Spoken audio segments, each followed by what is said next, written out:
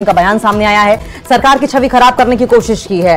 रामकिशन की ओर से ये आरोप लगाया गया है। खेल विभाग के अधिकारी छवि खराब करने की कोशिश कर रहे हैं। खेल विभाग की कमेटी में खेल से जुड़े दिग्गज होने चाहिए।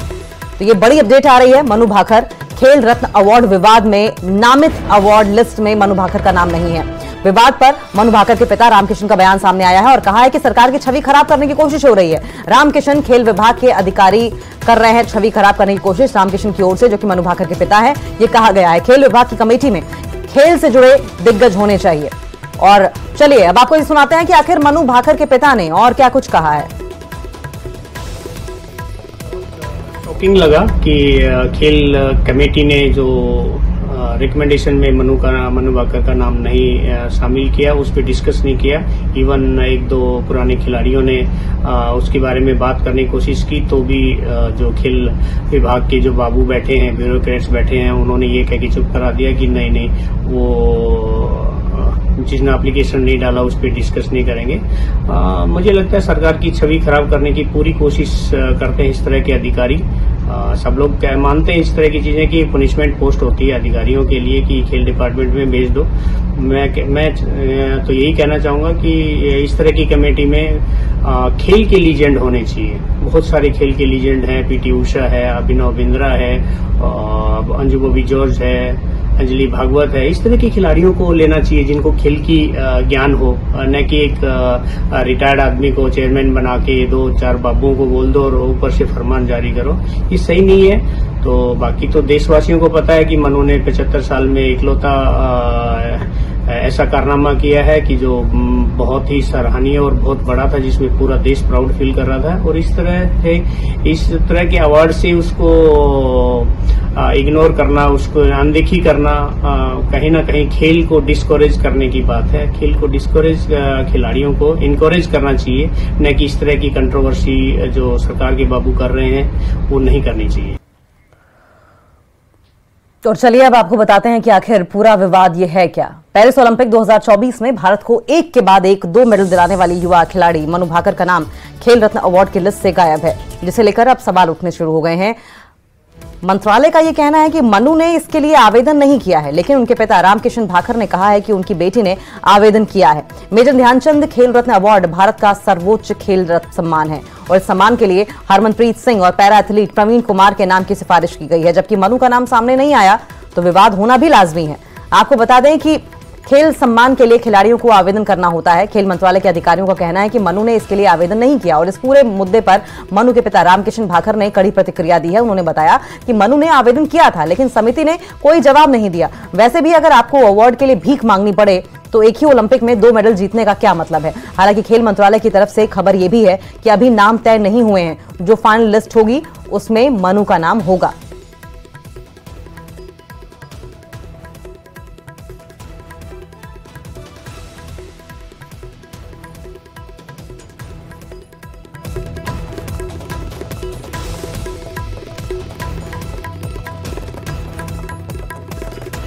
और ये पूरा मामला क्या है, ये पूरा विवाद क्या है, ये आप जरा सुनते जाइए।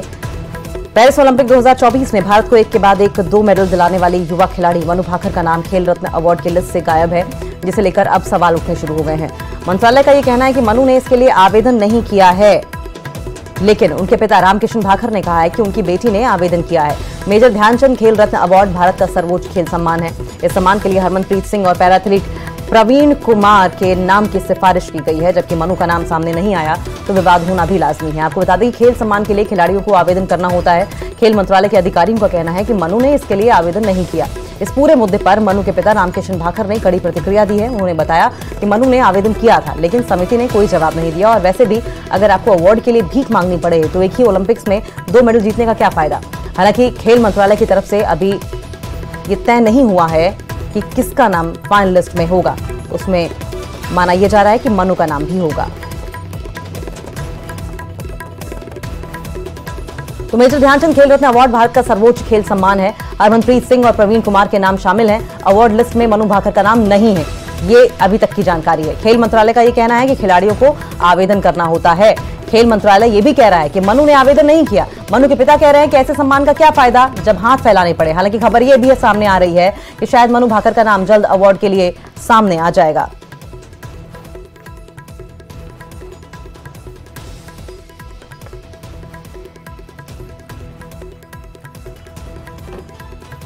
अमृत Anand, senior sports journalist, news 18 India हमारे साथ जुड़े हुए हैं। अमृत, ये पूरा मामला जिस तरीके से सामने आया है, सबसे पहले तो ये बताइए प्रोसीजर क्या होता है? क्या आवेदन करना कंपलसरी होता है या गवर्नमेंट अपने हिसाब से भी नॉमिनेट कर देती है अवार्ड के लिए?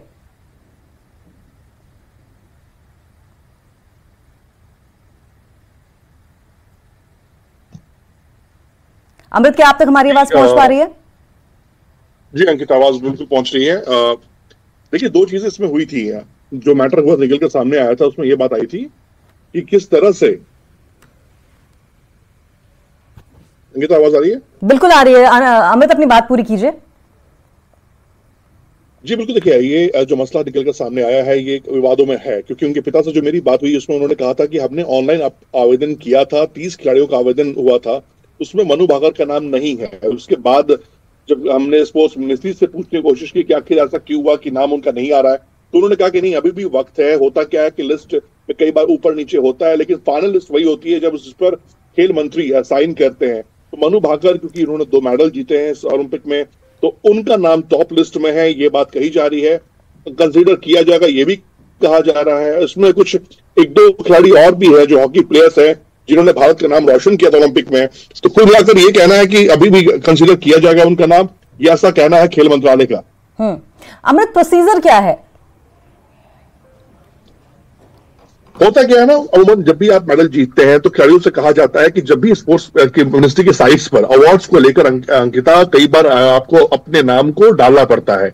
इसमें मनु के फादर का जो कहना है कि उन्होंने इस नाम को डाला था, मनु भाकर के नाम को ऑनलाइन अप्लाई किया था, उन्होंने कोई लिखित करके खेल मंत्रालय में पोस्ट नहीं किया था। इसके बाद जब हमारी उनसे बात हुई कि आखिर जब खेल मंत्रालय कह रहा है उनकी आपकी दलील सुनने को तैयार है, तो फिर किस बात पर आपको इशू हो रहा था कि नाम नहीं आना?